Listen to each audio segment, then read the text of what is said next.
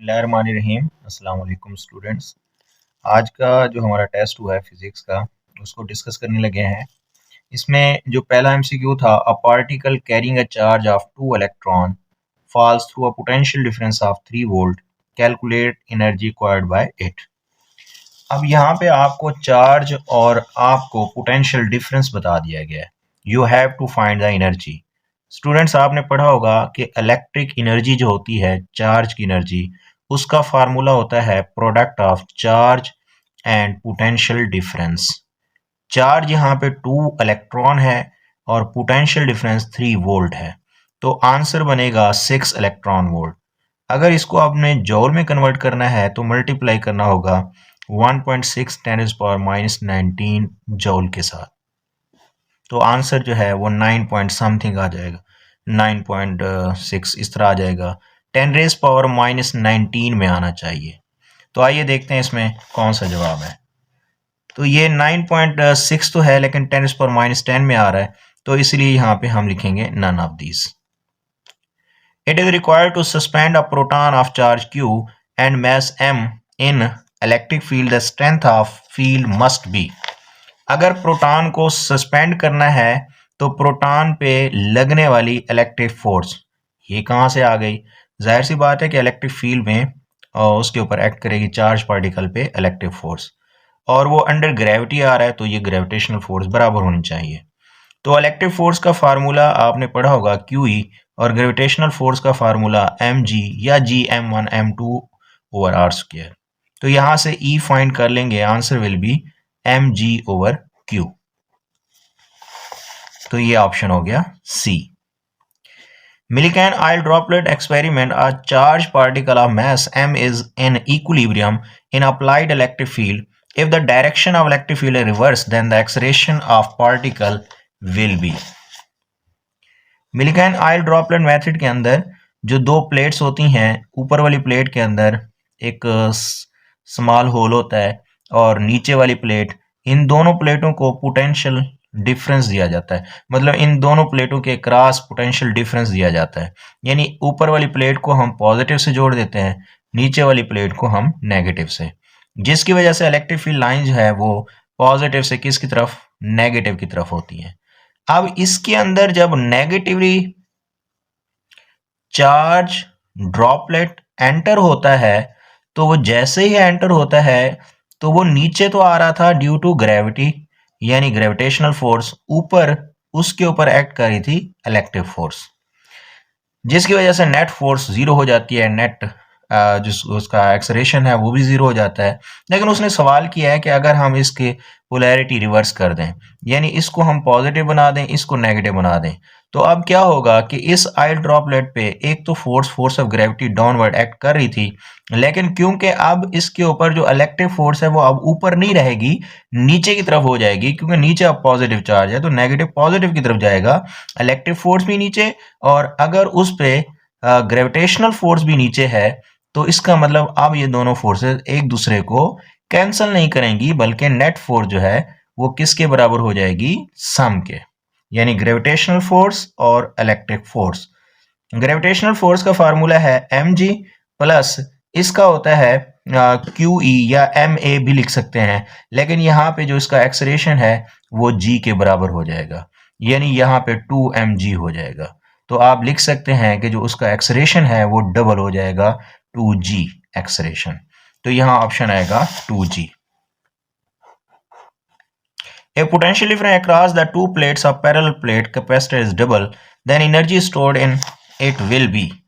अच्छा जी, अब अगर हम पोटेंशियल डिफरेंस को डबल कर देते हैं तो एनर्जी का फार्मूला है हाफ सी वी स्क्वायर। तो यहाँ पोटेंशियल डिफरेंस डबल हुआ है, कैपेसिटेंस तो सेम है, सेम कैपेसिटर है, तो डबल करने से एनर्जी 4 गुना हो जाएगी। तो स्टूडेंट्स, आप ये भी तो सोच सकते हैं कि हाफ क्यू वी वाला क्यों नहीं फार्मूला लगा सकते हैं कि ये लगा दें कि यहाँ पोटेंशियल डबल होगा तो यहाँ एनर्जी क्या हो जाएगी? डबल होनी चाहिए। तो मैं 4 टाइम्स क्यों कह रहा हूँ? तो स्टूडेंट्स, अगर पोटेंशियल डिफरेंस डबल हुआ है तो क्यों हुआ है? क्योंकि चार्ज डबल हुआ है, तो इसका मतलब इसके डबल होने से ये भी डबल हो जाएगा। तो ये डबल हुआ था तो ये डबल हुआ है, तो इसलिए यहाँ भी आंसर वही आपका 4 टाइम्स ही आएगा। तो जब भी आप कोई रिलेशन अप्लाई करते हैं तो आपको देखना होता है कि जिसके साथ रिलेशन बना रहे हैं बाकी चीज़ें कांस्टेंट होनी चाहिए।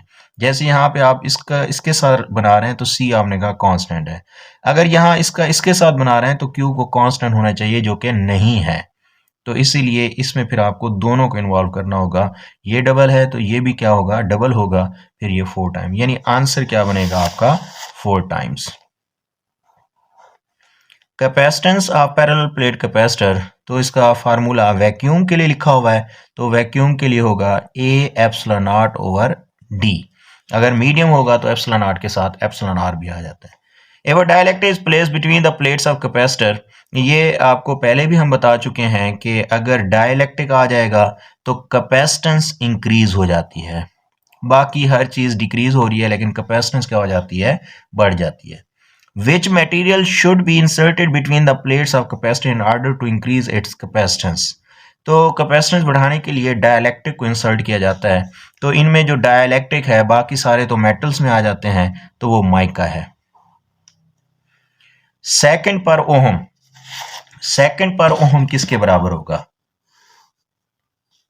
अच्छा, सेकंड पर ओहम निकालने के लिए आपने पढ़ा हुआ है ohm time farad is equal to second होता है।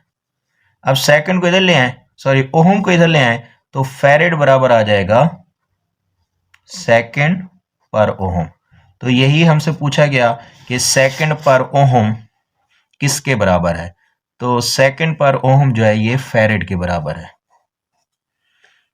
Density for capacitor is proportional to square of electric field, क्योंकि जब आप डेंसिटी का फार्मूला ड्राइव करते हैं तो उसमें ई स्क्वायर आता है। Molecule of dielectric in the presence of electric field becomes neutral होते हैं, पहले भी न्यूट्रल होते हैं, इलेक्ट्रिक फील्ड में भी न्यूट्रल ही रहते हैं, सिर्फ डिस्टॉर्शन होती है। Who devised the technique to determine charge on an electron, वो R A Millikan. The unit of capacitor is, capacitor का यूनिट जो है वो फेरेड है। The capacitance of parallel plate capacitor is C. When the separation between plate is halved, then the new capacitance will be. Student, जब आप D को half करेंगे तो D को हाफ करने से क्या होगा? C का फार्मूला है A epsilon not over D, तो इसका मतलब C का D से इनवर्स ताल्लुक है। जब इसको हाफ करेंगे तो हाफ का उलट इनवर्स करना है, तो वो डबल हो जाएगा। तो इसका मतलब कैपेसिटेंस क्या हो जाएगी, double. When a dielectric material is placed between then the intensity between two plates of capacitor, ये मैंने पहले बता दिया कि जब आप मीडियम इंसर्ट करेंगे force, electric field, intensity, potential difference ये डिक्रीज हो जाते हैं। Unit of energy density is, energy की डेंसिटी है, एनर्जी का यूनिट जॉल है, और per unit volume per meter cube, joule per meter cube. The constant for discharging is a time for which remaining charge on capacitor plate is, remaining पूछा है क्योंकि 63% जो है वो लूज हो जाते हैं, तो बाकी जो बचते हैं वो 37%। क्योंकि डिस्चार्जिंग में चार्जिंग या डिस्चार्जिंग में हम यही कहते हैं, चार्जिंग में 63% गेन कर ले, डिस्चार्जिंग में 63% लूज कर ले, तो 37% आएगा। Which of them remain constant by inserting dielectric between the plates of capacitor? तो स्टूडेंट इसमें ज़रा ये आपको ध्यान रखना होता है कि यहाँ अगर बैटरी जुड़ी रहेगी तो फिर पोटेंशियल डिफरेंस कांस्टेंट होगा, अगर बैटरी निकाल लेते हैं तो फिर चार्ज कांस्टेंट होगा। ये ज़रा ध्यान रखना है कि यहाँ पे ये इसको मज़ीद वाज़ेह होना चाहिए, अगर नहीं है तो ये इसका मतलब आपकी टेक्स्ट बुक के हिसाब से, क्योंकि टेक्स्ट बुक में उसने मीडियम इंसर्ट किया था लेकिन बैटरी नहीं जुड़ी हुई, तो बैटरी अगर ना जुड़ी हुई हो तो फिर पोटेंशियल डिफरेंस डिक्रीज होता है, अगर बैटरी जुड़ी रहे तो फिर चार्ज जो है वो इंक्रीज होता है। क्योंकि सी का जो फार्मूला है वो है Q ओवर V, तो बैटरी निकाल लेने से पोटेंशियल डिफरेंस कम होने से सी बढ़ेगा, और अगर बैटरी जुड़ी रहेगी तो ये कांस्टेंट होगा, चार्ज फिर बढ़ेगा उससे सी बढ़ेगा, क्योंकि हर सूरत में मीडियम इंसर्ट करने से कैपेसिटेंस बढ़ती होती है।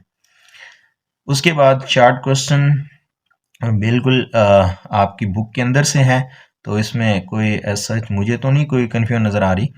और जो लॉन्ग क्वेश्चन है, define absolute potential and derive it's relation.